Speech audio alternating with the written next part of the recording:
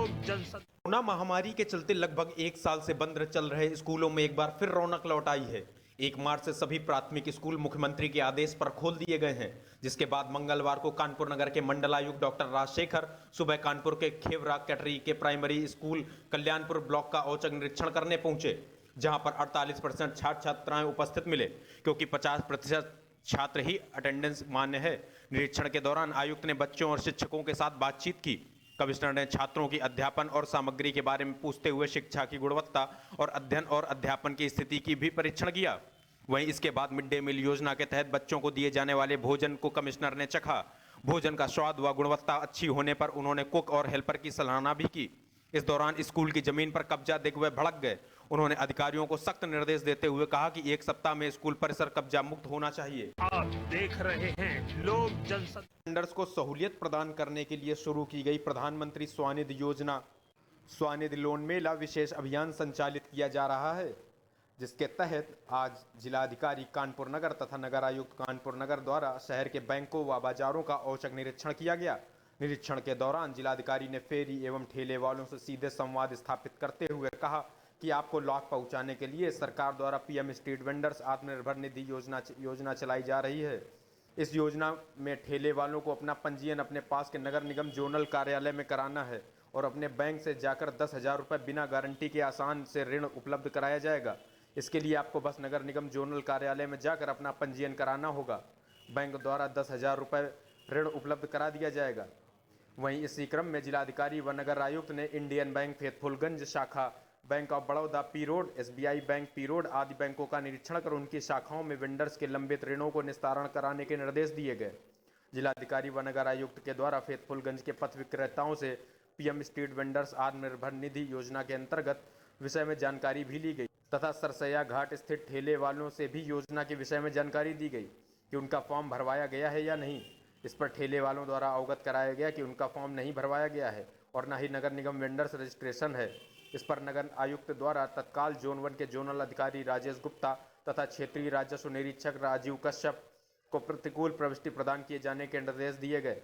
साथ ही उन्होंने कड़े निर्देश देते हुए कहा कि सभी का आज ही फॉर्म भरवाकर सूचित किया जाए। आप देख रहे हैं लोक जनशक्ति। श्री श्याम जी ज्योति प्रचार मंडल की तरफ से श्याम महोत्सव का आयोजन राजधानी मार्ग स्थित एक गेस्ट हाउस में बड़े उत्सव के साथ धूमधाम से मनाया गया। इस दौरान रक्तदान शिविर का भी आयोजन हुआ, जिसमें श्रद्धालुओं ने बढ़ चढ़कर रक्तदान किया। इसके बाद भजन संध्या शुरू हुई। कोलकाता से आए भजन सम्राट संजय मित्तल ने जैसे ही अपना मशहूर भजन बाबा ये नया कैसे डगमग डोली जाए गाया तो श्रद्धालु जम के झूमे। इसके बाद कानपुर से आए ख्याति प्राप्त भजन गायक सोनू सुरीले के भजन पर भी जो भी आए चौखट इनकी ने सभी को मंत्रमुग्ध कर दिया। इसके पश्चात कानपुर के मशहूर भजन गायक हर्ष निक्की गौड़ व राजू कुलकर्णी ने एक के बाद एक कई भजनों से आयोजन में भक्ति की अलग धारा ही बहा दी। साथ ही श्याम गोयनकार, राम पांडे, गोपाल अग्रवाल आदि भजन गायकों ने अपनी बारी का इंतजार करते हुए भजनों के माध्यम से भक्तों का मन मोह लिया। श्याम वंदना से इस कार्यक्रम की शुरुआत हुई। इसके साथ ही भजनों का सिलसिला लगातार जारी रहा, जो देर रात तक चला। इस दौरान श्याम बाबा को गजरा अर्पण कर महाआरती की गई। इसके पश्चात श्याम रसोई का भी आयोजन किया गया। इस दौरान कीर्तन में भक्तों का तांता लगा रहा। इस मौके पर मुख्य रूप से अजीत गुप्ता, सुजीत गुप्ता, प्रदीप ओझा, अंकुर महेश्वरी, गोपाल चौरसिया, संतोष यादव, विनोद तिवारी, मनोज शारद, शरद जैन, मयंक शर्मा, सिद्धार्थ समेत तमाम भक्तजन मौजूद रहे।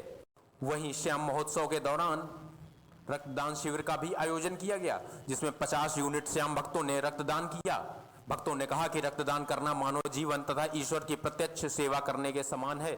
उनके दिए गए रक्त से कई लोगों की जान बच सकती है।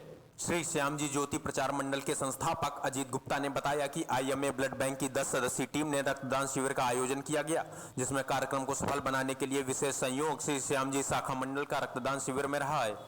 आप देख रहे हैं लोक जनशक्ति। इन दिनों जाजमऊ में एक गड्ढा लोगों की जान की आफत बना हुआ है, लेकिन जिम्मेदार अधिकारी आंखों पर पट्टी बांधकर समस्या को अनदेखा कर रहे हैं। जाजमऊ के चुंगी चौराहे पर जलकल की लापरवाही के चलते सड़क धंस गई है, जिसके बाद से लगातार रात के अंधेरे में हादसे हो रहे हैं।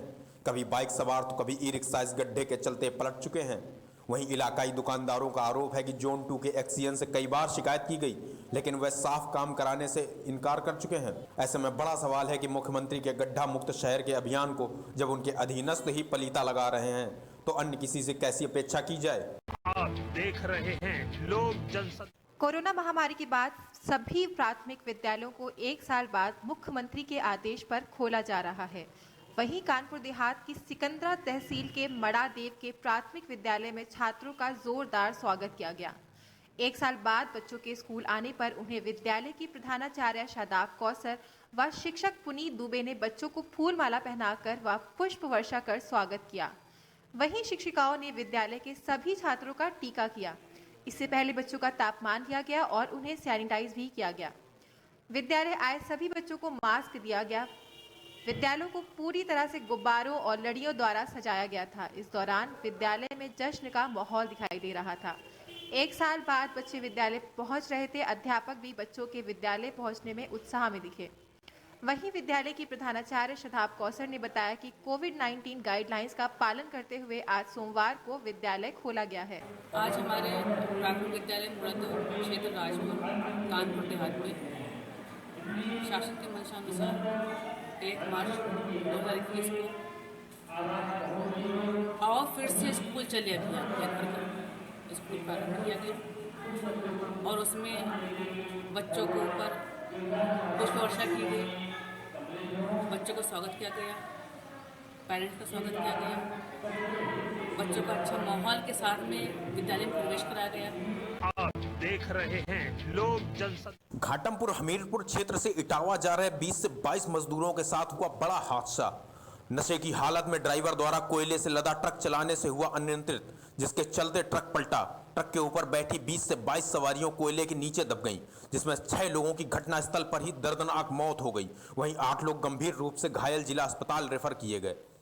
पूरा मामला जनपद कानपुर देहात कोतवाली भोगनीपुर क्षेत्र के मुगल रोड NH2 मऊ खास गांव के समीप का है, जहां रात्रि को भोगनीपुर की तरफ से इटावा की ओर आ रहे कोयले से लदा ट्रक पलट गया।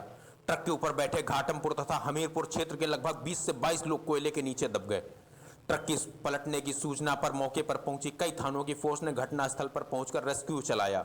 जानकारी मिलते ही कानपुर देहात SP ने भी पुखराया CHC पहुंचकर घायलों व मृतक के परिजनों से मिलकर जानकारी ली।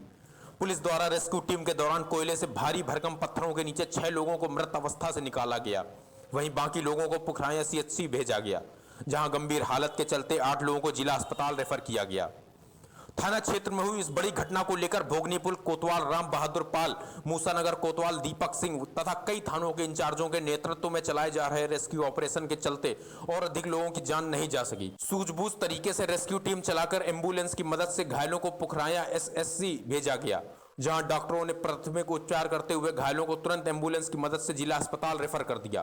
थाना क्षेत्र में हुई इस घटना को लेकर पुलिस हो या डॉक्टर की टीम, जहां तक कि एम्बुलेंस के ड्राइवर ने भी अपनी जिम्मेदारी को समझते हुए अपनी जिम्मेदारी का निर्वहन किया। ये भोगनीपुर थाना क्षेत्र में मऊ खास गांव पड़ता है। एक कोयले लदी ट्रक जो इटावा की तरफ जा रही थी, उस पर 22 मजदूर इटावा ही जा रहे थे। वो ट्रक पलट गई थी और ट्रक कोयले से भरी थी, तो जो मजदूर उसके ऊपर सवारी थे वो उस कोयले के नीचे आ गए थे और सूचना पर पुलिस बल द्वारा जो है रेस्क्यू किया गया, जिसमें और लोगों को तो बचा लिया गया, लेकिन इसमें 6 लोगों की मृत्यु हो गई है। इन 6 लोगों में 2 पुरुष, 2 महिला, 1 पुरुष और 3 बच्चे हैं। आप देख रहे हैं लोक जनशक्ति। पीलीभीत में आज जिलाधिकारी पुलकित खरे एवं पुलिस अधीक्षक जयप्रकाश द्वारा आज कंपोजिट विद्यालय गाजीपुर मुगल व उत्तर प्रदेश विद्यालय जिंगरौली का औचक निरीक्षण किया गया। निरीक्षण के दौरान उन्होंने कायाकल्प कार्यों के मानक तथा उपस्थिति जांची। गाजीपुर विद्यालय में जिलाधिकारी द्वारा स्वयं औचक निरीक्षण कर शिक्षण कार्य जाना गया। उपस्थित छात्र छात्राओं को हिंदी विषय के पाठ्य को पढ़ाकर समझाया गया तथा हेल्पलाइन नंबरों के माध्यम के बारे में भी बताया गया। शिक्षकों को गुणवत्तापूर्ण शिक्षण देने के लिए भी इस दौरान प्रेरित किया गया।